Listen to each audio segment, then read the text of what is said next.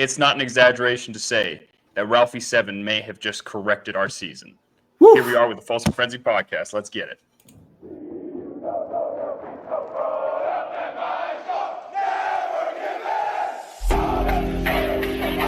This is Voice of the Bus, Mark Johnson, and you're listening to the Folsom Frenzy podcast. Welcome to the Folsom Frenzy podcast, everyone. I'm here with Shreyas and Chase. Jake will be on later, and we are coming off of a big win where we did cover against Wyoming. And I think most importantly, we saw Ralphie VII's debut. So, Shreyas, take it away. What are your big thoughts after the game? Oh, man, let's start talking about Ralphie. She is a runner, baby. Oh, my God. That is what we've been missing. Oh, my God. Like, the whole energy in the stadium and with the team and everybody shifted in an instant when we saw that Ralphie VII literally jumped out of the gates. And Chase is ready. He's got his hat ready to go, like back in the old days in Folsom Frenzy. It works better on YouTube than Spotify, I have to admit. But she can run. Honestly, I was texting. So one of my coworkers, he was a CU alum too, and I was texting him. I was like, dude, she could have just ran out of the stadium. She literally could have just kept going and never stopped. And that's what we need in a Ralphie. Like, that's what the heart and soul of this tradition is all about, right? When you hear the one that comes to mind, you guys remember that Lawrence Vickers intro where he was like, I smell Ralphie and I'm ready to attack. Like, it's Folsom magic time. That's what I think of, you know? And Ralphie VI, she was cute. She was a small little nug, but she was not a runner. She was a walker. And that Alma Bowl, I think, left such a bad taste in all of our mouths, and it made sense. Like when you walk out, and that's what you got to say. When you walk out to a Ralphie like that, it doesn't hit the same, and it goes from being like a revered and incredible tradition to just a gimmick, right? Like you might as well just be walking out a sheep or a dog or something like some other programs do.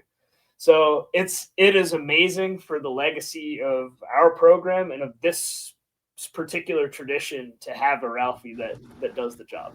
And I'm gonna clip this and put it on Twitter. Ralphie VI is Carl Durrell. Ralphie VII is Coach Prime. That's it. I mean, period. Amen.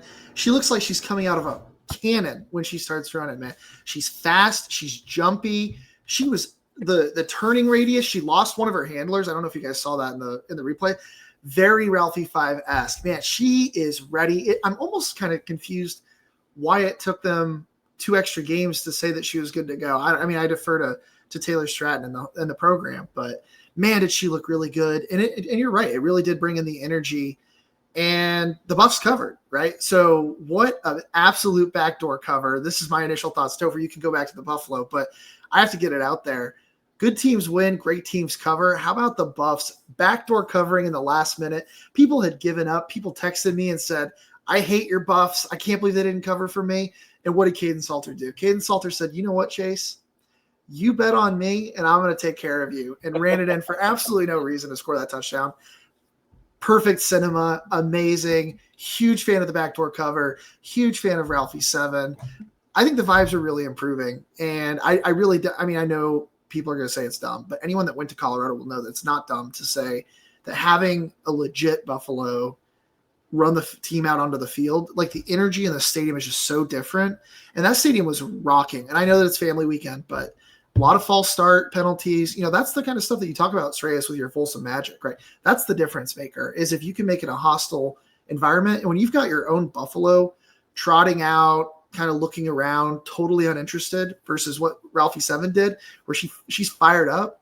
Man, is that a difference as far as the energy in the stadium. And I hope it leads to faster starts for us this year. Dude, just wait till she's full-sized. That's what I'm saying. She's 1 year old, weighs 700 pounds. She's not even there yet. This is going to be an all-timer. I can't wait. All right, Topher, go ahead. Reports are that she was too aggressive in her early runs, which is why they had to hold her out a couple I love of it. I love it. So fired up. That is what we're dealing with Ralphie VII. Spectacular. And I think you both nailed it on the head. I remember as she came out, the energy in the stadium was palpable, and the hairs on my arm literally stood up, right? Like it is a power that I can't even actually describe being in Folsom as she's running out. And I think that's just coupled with, people actually show up on time when she's running. And I think that's also a big deal for, the Colorado fan base, because when she doesn't run, it's very noticeable that people trickle in midway through the first quarter. So with those two things, it feels really good to have a good Ralphie back. Now, that was not the only run game that looked impressive. Oh, what a transition. Wow, what a transition. On Saturday night. So, our offense in general looked a lot better. But I think it comes down to we looked a lot better on the ground. And most importantly, Caden Salter looked more decisive when it came to running the football. Some of the other stats, Micah had 6 carries for 67 yards. DeKalen Taylor had 9 carries for 22, not his best showing. Dallin Hayden, 2 for 10. But Caden Salter had 11 carries. I know some of those are going to be sacks too, but for 86 yards. Overall, we had 6.2 average per carry on Saturday night. So it's improving. It is a huge improvement. And I think what I noted when we were sitting in the stands is that we started using 2 backs. And I think that's a really big deal, right? Like you see a lot of the other really well-established run games that don't just rely on a hyper-talented running back. They use a lot of misdirection and lead blocking. And having 2 backs and being able to do that, I think really helped us try to find those lanes. What did you guys see? Yeah. Topher, we talked about this at halftime. I think when we posted something at halftime. But Caden's decision-making seemed like night and day. You have to wonder whether there's a psychological component to being benched for the conference opener and also being platooned for a tune-up game, right? I mean, everyone was beating down on this from the outside. Like, whoa, what was Coach Prime thinking? What was the staff thinking by, having this crazy platoon system? And then Staub looked best, so he wins the job, and then they go and get blown out, and he has a 28 PFF score for the game that he started at Houston. And now we're like, oh, what are they thinking? Well, I tell you what, your grad transfer senior responded.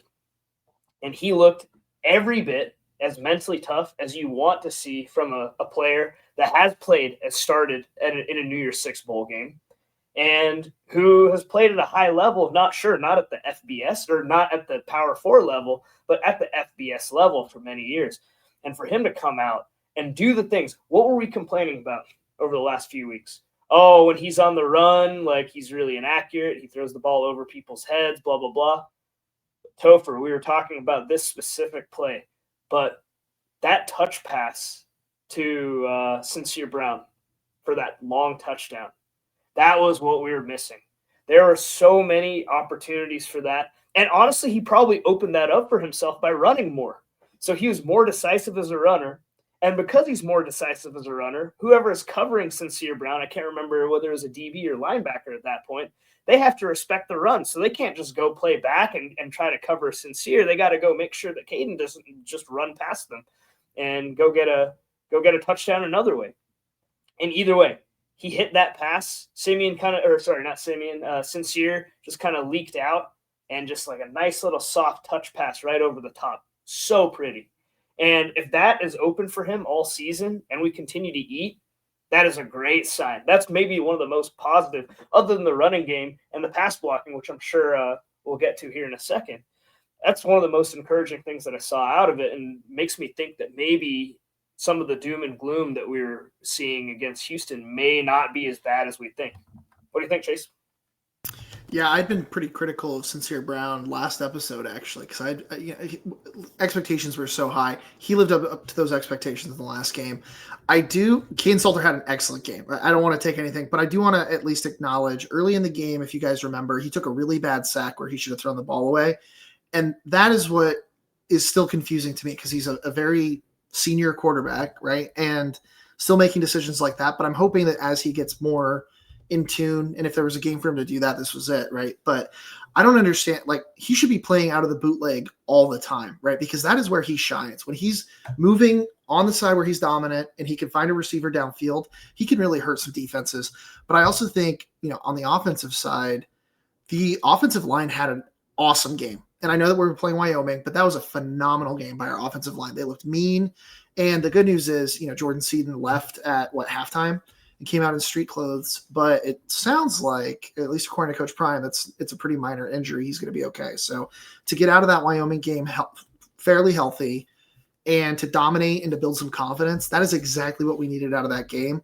And it wasn't just a backdoor cover. I think scoring that extra touchdown at the end and having a 37-20 score is actually more important than it probably should be to the team psyche, and knowing that, like, hey, we beat that team good, right? Like, and I understand that their last touchdown was kind of in garbage time.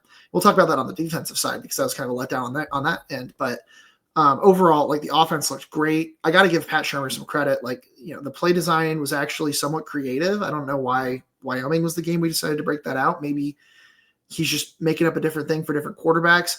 Didn't really rely on the bubble screens nearly as much. I know that historically that's been something that he wanted to do to try to manage the pressure that other teams are doing, right? Because it's really hard to send the house if they're going to run a bubble screen. But now that they have to kind of respect Caden Salter's running game, I wonder if, maybe Pat Shurmur won't feel as much pressure to do that. And frankly, like, I also think the running backs just overall had a great game as far as getting chunk plays, setting up second down plays to be easier, but I didn't feel like it was so repetitive that, super obvious what we were doing. So overall, I was really impressed with the offensive side of the ball. I know, I had a couple critiques there, but, got to give, Marion Miller had a great game as well. So it was really good to see, the core guys that we had such high expectations of balling out. So overall, I thought it was a great performance by the offense. Yeah, no, definitely agree. And to piggyback off your point about the screens, there were a couple of check down type plays where it was a kind of a throw into the flat. And I thought our wide receivers did a great job of blocking on those particular plays. We ended up getting 10 yards, I think, on at least 2 of them. So that's exactly what you want to see. You don't want to see a situation where you just kind of throw it into that kind of position and all of a sudden you're just going to take a tackle for loss because a linebacker sniffs it out, or even a DB sniffs it out early and just goes in for the tackle. And I felt like we were getting some good blocking there. And I know that's been a point of criticism as well. So lots of promising things. Yeah, and thank God we didn't move on from offense before Jake got here so that Jake can say something nice about Pat Shurmur and his overall improved play calling, unless you disagree, Jake. Yeah, I mean, my high-level takeaways from this game mainly come from the defense, and I'll not comment on that at the moment. In terms of offense, honestly, the biggest takeaway is that Caden Salter has his confidence, which is huge. And we needed that. That was the one thing we needed from this game, and we got it, which is really exciting. It was really exciting to see him bust a few plays and make plays with his legs and finally make those throws on the run, which is very encouraging. In terms of offense, here's my hot take. I am somewhat out on DeKalon Taylor. People love DeKalon and his speed, but I honestly think he's the third best back in this group. And that is a hot take. I'm seeing some questionable faces right now. I think Simeon Price is the best back in that group. I hope he's back healthy. And then Micah had a great game as well. So I think he can run the rock. And then who knows about Dallin Hayden? I know he got a couple carries this game, so it was good to see him back. But yeah, I still want to see. Yes, Chase, I agree that the offensive play calling has improved. There's a little bit more variability in it. I kind of like seeing the occasional throw on first downs. It wasn't one-dimensional with the screens. But one thing I want to see is more design option runs. When you have Caden Salter as your running back, you need to have the playbook be catered to Caden Salter, and I need to see more option runs. It seems like every QB run was almost a design. I think there were some option reads in there, but they weren't enough for me. So overall, I'm very happy with the offense to make this step, but I think there's still room for improvement. Room for improvement for sure, but God bless that was that way more fun to watch than the previous 3 weeks. I'll tell you what.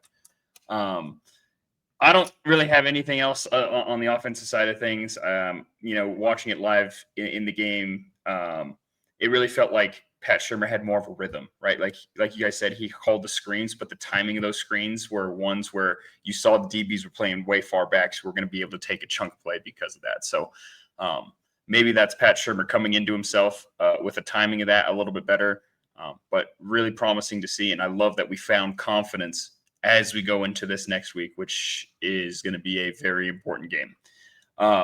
Now, defensively, I also thought we looked much improved. I really did think we tackled a lot better. We run fit a lot better. We definitely still had those big mistakes that led to big explosive plays. But as a unit, as a whole, I thought they looked a lot better. Shreyas, what are your takeaways on that defense? Yeah, they definitely did give up a handful. I think the majority of the yards that they gave up, especially on the ground, were just like on a couple plays, just a couple major plays.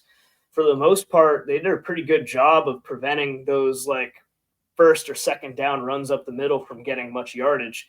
And then the penalties really hurt us early on. I felt like it stunk not being able to get off the field after feeling like you just completely locked down their offense. It's because the Big 12 hates us. Those are the worst call. Whatever. It just asinine PI calls. They did give us some non-PI calls, though, I will have to say. Yeah, it kind of did. It evened out-ish. I guess it evened out-ish. But I think one thing that we really need to acknowledge is Wyoming's offense hasn't shown anything this season. They put up 10 points at home against Akron. They put up 6 points against Utah. And frankly, even though we talked about them last week as kind of concerning because they were hanging, I think it was 3-0 Utah at halftime. Utah ultimately did just kind of put them away, and Wyoming didn't score until the very end of the game, basically. Like Utah really, they didn't really threaten much to get back into that game, at least on the offensive side. And so that's one area where maybe we could have some false confidence moving forward. And BYU is going to be I know we'll preview this later, but that's going to be a much more real test with how big and physical their offense was. I mean, as recently as last year, but even though they lost Retzloff, it's not like the big trench guys just suddenly vaporized and disappeared. So that's going to be a big test. So defensively, we definitely saw some improvement, but I do wonder whether part of that is the talent of the competition. I agree. Yeah, I think the linebackers didn't get exposed because Wyoming just frankly doesn't have guys fast enough to punish them on the outside, right? Now, their running back, the Wyoming running back was actually pretty impressive, the freshman, future Colorado Buffalo, hopefully. But, yeah, I mean, for me, at least it was impressive to see, like, we were stacking the box, and we said, hey, you're going to have to throw on us. And you know what? Wyoming did, and they had some great completions. But, you know, in the aggregate, our secondary looked pretty good, I thought, especially compared to recently. And there should have been a lot of turnovers, right? A lot of, dropped interceptions, stuff like that. That's okay, right? Like that happens, but I hope that that's something that we can continue to win. If we can win on the turnover margins, we can steal some games in this Big 12. But my biggest takeaway from this game defensively is that was the Arden Walker game. I thought he looked awesome. I can't remember, at least one sack, if not 1.5 sacks. I probably should have looked that up before I decided to declare this the Arden Walker game. But he looked really good. I mean, I know that we had high expectations going into the season, but I don't remember him really taking over a game in the way that he did. It felt like that game. Secondary, I mean, I know a lot of those calls were very questionable, but our secondary, maybe this is just a Coach Prime thing, and it seemed like he was encouraging it even going into halftime. But our secondary plays physically, and so I guess you're just willing to live with the PI calls. Like, it's going to happen, right? It's just the nature of having physical DBs. But, if we can clean that up, I really think we can get off the field. And they did a nice job against the running, but I agree, Shreyas. I'm a little worried that it's a talent thing and not necessarily an improvement thing. So we'll see. Jake, you said your biggest takeaways were on the defensive side. Yeah, honestly, I'm still concerned about the defense, even though they shut Wyoming down to 13 points until garbage time almost, and they got 20. I'm a little bit concerned with the defense still. Just giving up, I think they gave up like 6.6 yards per carry to the Wyoming running back, which, is about average, but it still seems like the run gaps, they're not defending those well. I agree with you, Chase. I was excited to see Arden Walker and Keaton Wade get involved. One thing I was also really excited to see was London Merritt had a great TFL, and he looks like he's showing out. But I'm still worried about this defense. Like, Wyoming is not a good team. Let's just call a spade here. And I thought we could have shut them down more. I will say at the beginning of the game, and truth be told, I missed like the first few minutes because I watched it as a recording. I missed the game, and I was overlapping another game. So I don't know about the first pass interference call, but the second and the third, I don't think was pass interference. And I thought they were playing actually pretty good defense, pretty good pass defense at the beginning. And then as the game went on, there were some no-call pass interference on the Buffs, which I thought it was probably pass interference. And honestly, the secondary play, I'm still worried about. When we play an elite athletic team in the Big 12, this secondary might struggle against speed and good route runners. So I don't know. I think BYU is going to tell a lot, but I think there's still question marks there. Big question marks for sure. But to your point, the running back averaging 6.6. If you take out his long 50-yard run, he's only averaging 4.2, which isn't exactly great, right? That is pretty average as far as a running back is concerned, maybe a little bit above average. So again, if we don't have those big back-breaking plays, this defense played pretty okay, right? My point was that the run fits looked worlds better than against Georgia Tech or against Houston for sure. Anybody else on defense that stood out to you guys? Well, we called out Arden Walker, but also let's note that was a safety, and that was actually a huge play in the game. If for some reason CU gave up a long touchdown drive on that play, I know every single Buffs fan would have been immediately thinking of the Stanford game. And to come out and choke the life out of any possibility of that comeback, it started with that safety. And that was a very, very critical play. And I hope that that's a big confidence booster for him moving forward. I know Arden Walker showed us some signs that he has a lot of talent. We actually, some of us predicted him, it might have been me actually, that he would have a big year and that he could be like one of the defensive MVPs. So it was great seeing him get that kind of huge momentum shifting play. And yeah, hopefully he continues that into conference play. One more thing. I can't remember if we mentioned this while recording or if it was before, but Martavius French actually had a much better game than what he had in the previous. So as far as improvement goes, I think most improved, at least in my book, would be Martavius French that game, including a sack, right? So I got one more guy too. Mm-hmm. Sorry, did I cut you off, Chase? No, go for it. Tafik Byard, I think, deserves a shout out. He was on the podium this week and had another great game. He led the team in tackles with 6, and he's coming in at a position that we had question marks at that safety position. So it's been really great to see him step up as well.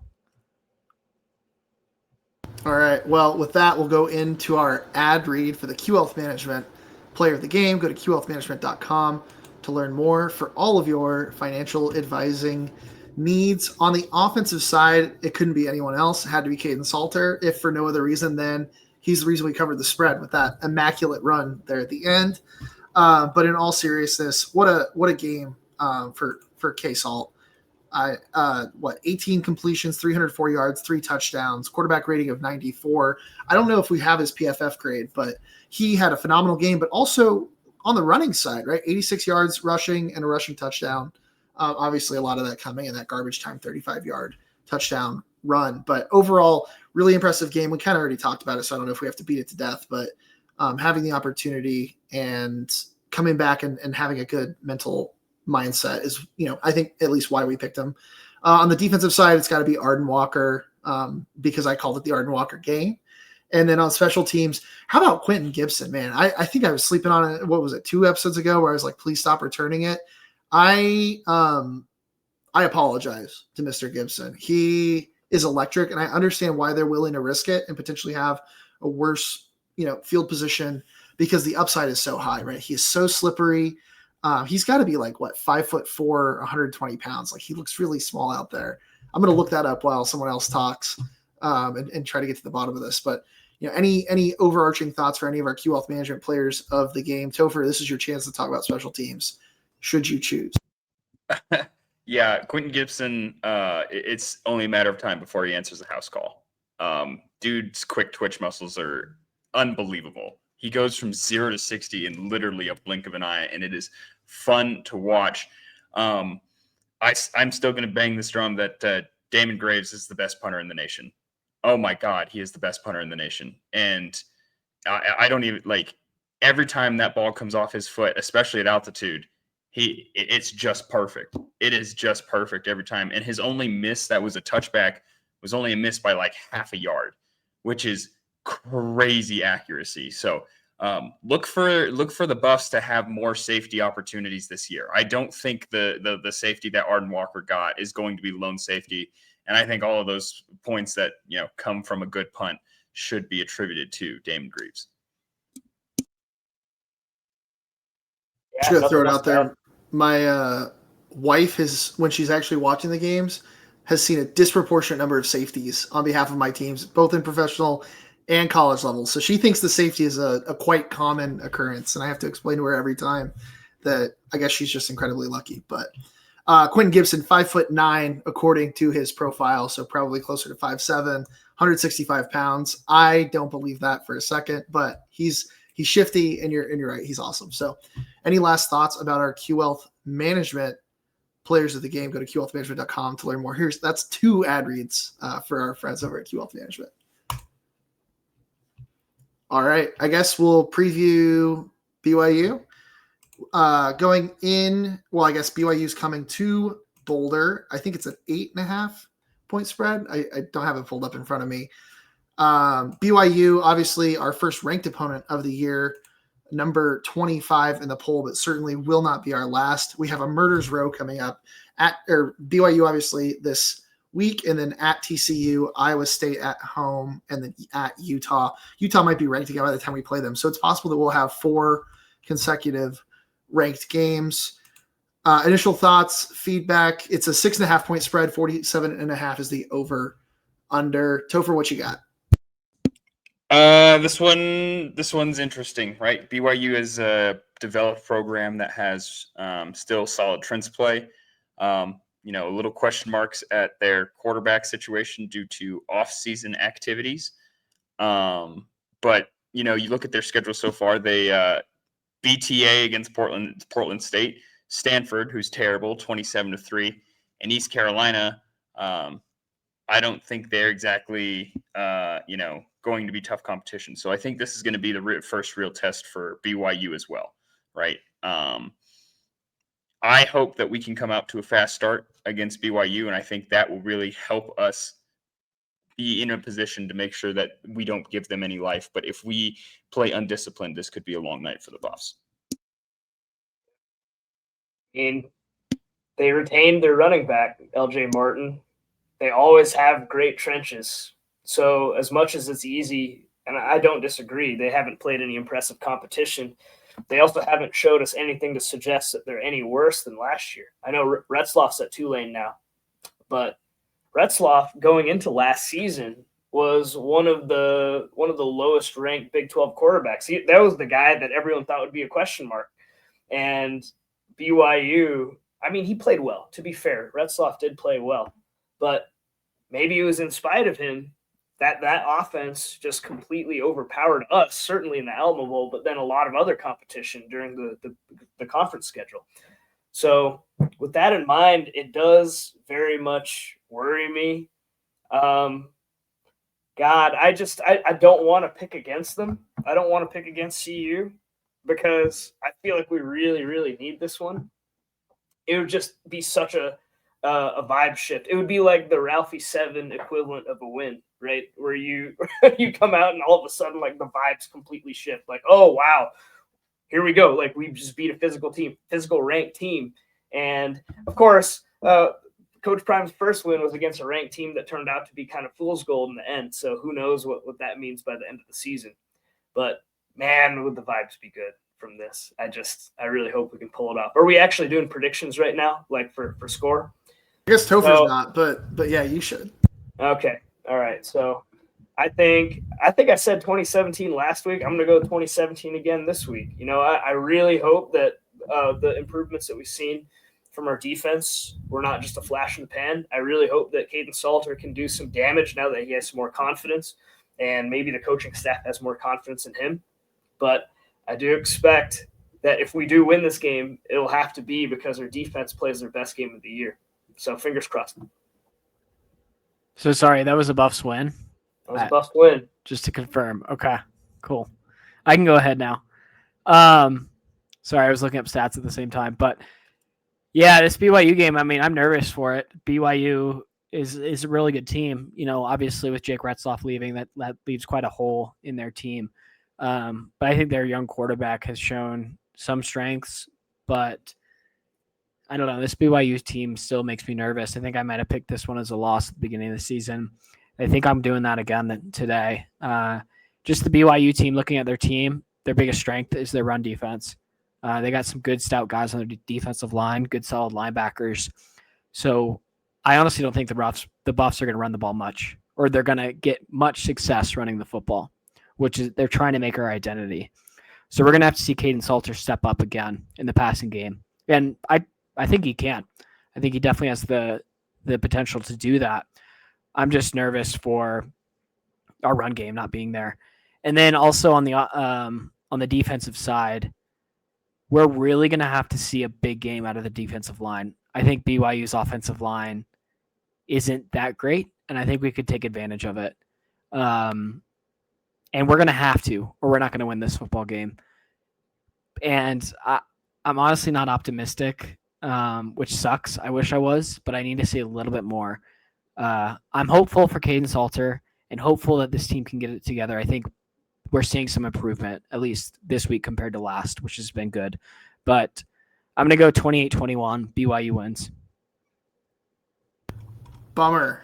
Yeah, I think we're going to have an LJ Martin problem, who's their running back, which surely anyone who watched the bowl game will remember. He's awesome. I mean, he's incredibly talented, and I don't know that we're going to be able to stop him. I also think we're going to have a major pass rush problem when we're playing offense. And, you know, I think BYU was like the number one team in sacks last year, if I remember correctly. And they basically returned the entirety of their defensive line and linebacker core. So I think we're going to hear the name Jack Kelly a lot. I think we're going to hear the name Glasgow a lot. And I really hope Seton is healthy, because I think that's going to be a big difference. I could see this game going one of two ways. I think we either get absolutely blown out or we win a nail biter. And I think it's going to come down to, can we win the turnover game? Can we prevent ourselves from panicking? Can Pat Shurmur continue to let someone else apparently play the role of offensive coordinator and call the plays for him like he did this week? I don't know. I think everything has to go right for us to get a win against BYU, except the more I think about it, the more I remember that Ralphie VII is going to be running out in front of the team. Everything's going to go in our direction, I think. I think we're going to have to win the turnover battle, but I think we're going to do that. And I think it's going to be just enough in Folsom Field to get the win against BYU. And my off the football path prediction, I think BYU always travels pretty well. I'll be curious to see what the boots on the ground decide as far as that goes. But since almost everyone, at least in Castle Rock where we grew up, was pretty much Mormon, it feels like there's going to be a lot of BYU fans there at the game. Hopefully we will be polite and respectful fans to our BYU friends. I don't anticipate that we will be. Yeah, I remember BYU came to Boulder for basketball probably 10 years ago when we were still in school. No, probably less than that. I think, Chase, you might have been a freshman when this happened. And they took over Kurzbeth. I mean, it was probably 70% BYU fans. So I expect them to show up. One more quick note. Bachmeier, Colorado needs to make Bachmeier throw the ball, because he's a freshman. He's going to make mistakes. The way that you win this game is you cannot let them kill you in the running game, and that's going to have to be a Livingston decision to just trust your DBs. And I understand that can be hard. You got to trust the DBs, and you got to load the box, because otherwise it's going to be a long night, and BYU is going to own the time of possession this game. And bring up the safeties, right, Chase? I feel like you've been harping on that too. Bring them up a little bit. Make them beat you over the top. What was your final score prediction, Chase? Yeah, I was giving Topher a hard time, and then I didn't even do it. I'm going to go – I like the under in this game. I'm going to go Colorado an ugly 18, BYU 14. That is Might be 6 field disgusting. goals. I don't know. How do you get to an ugly 18? Yeah, enlighten 6 me. field Six- goals. six Another goals. safety because your wife will be watching. I don't know. I think it's going to be Two the only way we win safeties, this game. actually. It's going to be be 2 touchdowns, 2 safeties. that works for me. Watch, he's gonna call it right. We'll clip this, and it'll look like a genius. Yeah, Guaranteed. I think we have to get in a shootout with these guys. I don't see us slowing down the run game. But great news, K-Salt showed me that he can do that. K-Salt showed me he can change a game with his arm and his deep ball. He can lead receivers open 50 yards down the field. Crazy talent. So give me 41-38 Buffs. Mata's got to hit a 45-yard field goal to win. And I also think we see Big Leg Buck hit a 58-yarder before the half. That will be a very big thing down the road. Yeah, I saw Topher, him didn't he warming hit up. some? Yeah. He hit from 63. That thing had at least 10 yards left to spare at halftime. So Big Leg Buck, we have the range if we really want to try it. So that's very exciting. Now, this is also dependent on the students actually staying for the whole game. The students leaving early for Wyoming, really, really bad look. So I want to start a peer pressure campaign. Not sure how it's going to work, but like if you see peers leaving, like post on social media and be like, this person left. They're not a real Boss fan. I don't know. We just got to get students to stay because they're literally the heartbeat of Folsom. And when they leave, you can feel their emptiness and the lack of energy. Yeah, Topher, we saw them pouring out of the stadium at the end of the third quarter, and it was still very much a game at that point. I get it. I get it. You're a college student, and it's like 11 p.m., and you got to go hit the parties. This could very well be a product of the shift. Yeah, I know. It's so soft. It's The so party's soft. in Folsom. I don't get it at all. The It was party is in embarrassing. Folsom. They sell Oh my beer at the God. stadium now. Embarrassing. It's not even like when Yeah. they didn't sell beer at the stadium, I understood because it's like you don't want to sober up. They I- sell beer at the stadium, and the BYU fans sure aren't going to be in the lines, so you've got easy access. I just one other thing that I forgot to mention: the leading wide receiver for BYU, his first name is Chase. He's a pasty white guy. You have to make him beat you. Make the kid named Chase beat our secondary. Robert Livingston, I know you are a huge fan. It's not Robert. I can't remember his first name ever. It is Robert. Okay, Robert Livingston. I know you're a huge fan of our podcast and listen to it every week. Please make Chase Roberts get past your secondary because it's mind breaking. Chase, who leads CU in all-time receptions? What's his name? Nelson Spruce. Nelson, another pasty white guy. Scotty, Go easy. Scotty McKnight. It's Also- the soft. It's the soft. Yeah, hand. Scotty. I get it. Yep. I get it. His name's Chase. I guess Nelson's not that much better, but I'm just saying I would want Nelson Spruce to have to beat us over the top with the secondary that we have now, right? Like it's just, and this is the garbage time of the podcast episode. Anyway, all right. Anything else for our BYU predictions? I guess in the comments, if anyone can leave a name that is more white and pasty than Chase or Nelson for a wide receiver that might beat us over the top, please do that. Also, it's a tradition after Ralphie's first run, we give her a name. So if you have a comment of a good name for her, comment that down below. I know some people on Twitter were saying she's already got the name Fireball. We have to call her Fireball. Fireball. Yeah. Do you guys have any? There's always seems to be like an alcohol theme, which is I actually think hilarious. that's why Ralphie VI struggled. She did not have a super alcohol related name, and Yeah. I think she paid for it. So I hope they go back to, I don't care what it is. I don't know if you'll ever beat Rowdy or Blackout. I mean, those are just phenomenal names, but Fireball remember. feels like a good one to me. And I maybe can't it's remember going to who be. said this on Twitter, but someone said Natty. That is Amazing. incredible. Amazing. That is That's my new vote. Yeah, whoever it is. I that don't I'm like it thinking of from that the non-beer her- perspective. Her Just full government drinking name a will be Natural Light. said Natural Light. Natty. And then she'll be our biggest Buffalo ever. So yeah, you should probably, when you comment on YouTube, differentiate between whether you're identifying the pasty white guy wide receiver name or the Buffalo name, because we certainly don't want to name our Buffalo Nelson. or Chase. something stupid. Anyway, all right. Well, thanks for listening. Please subscribe if you haven't already. And until next week, Sco Buffs. Let's go, Buffs. Let's go Buffs.